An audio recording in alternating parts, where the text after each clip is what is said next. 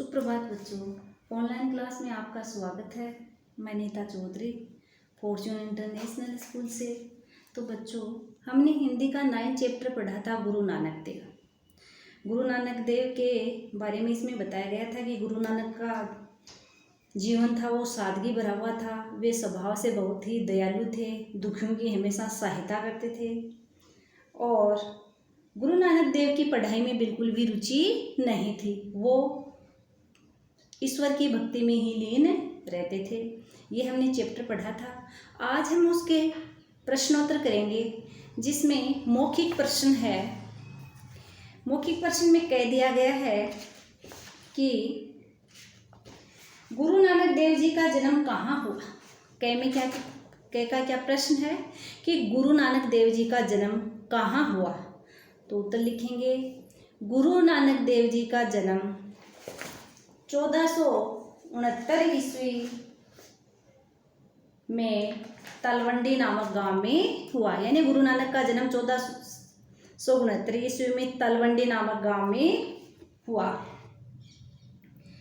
ख है, गुरु नानक देव जी के मन में कैसी भावना थी। यानी गुरु नानक देव जी के मन में कैसी भावना रहती थी। तो गुरु नानक जी हमेशा सच का साथ देते थे। वो झूठ बोलना मानते थे, झूठ वो कभी नहीं बोलते थे, हमेशा सच ही बोलते थे।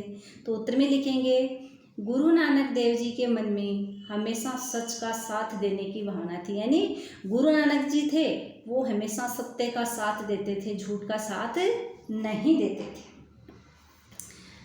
गे वाला है, गुरु नानक देव जी की गायें भैंसों ने क्या किया। जब गुरु नानक जी का मन पढ़ाई में नहीं था, तब उनके पिता ने गुरु नानक जी को गाय और भैंसे चराने के लिए कहा कि आप वहीं गाय भैंसे चरा लेना और एकांत में बैठ कर आप ईश्वर की पूजा भी कर लेना।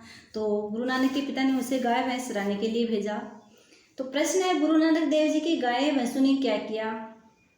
तो उत्तर होगा, गुरु नानक देव जी की गाय और भैंसों ने किसान के हरे भरे खेत को नष्ट कर दिया। यानी गुरु नानक देव तो भक्ति में लीन हो गए, यानी भगवान की भक्ति में एकांत में बैठ के भगवान की भक्ति करने लगे और उनकी जो गाय और भैंसें थी वो किसान के खेत में घुस गई और उसकी फसल को नष्ट कर दिया। घ वाला है, गांव के मुखिया का क्या नाम था।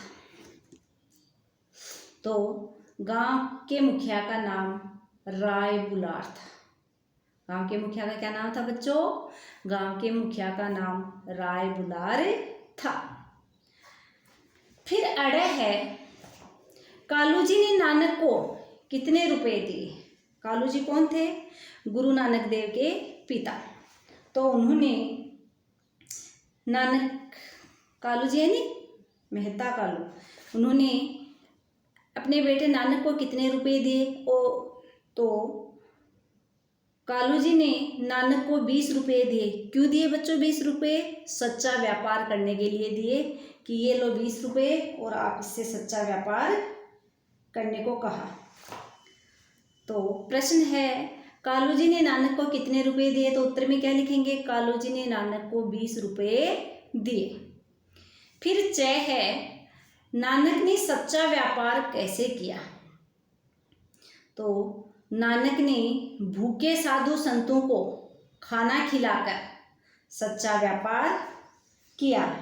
क्योंकि नानक जी ये सोचते थे कि जीवन का सच्चा व्यापार क्या है, साधु संतों को भोजन कराना। भूखे जो साधु संत हैं उनको भोजन कराना ही क्या है, सच्चा व्यापार है। और उनको भोजन कराने से हमें संतुष्टि मिलती है। यानी गुरु नानक जी कहते हैं कि जो भूखे साधु संत हैं उनको खाना खिलाया जाए, जिससे हमें क्या होगा, संतोष प्राप्त होगा, संतुष्टि प्राप्त होगी।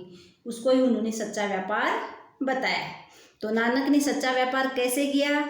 नानक ने भूखे साधु संतों को खाना खिलाकर सच्चा व्यापार किया। तो बच्चों, ये हमारे 9 चैप्टर के मौखिक प्रश्न हैं।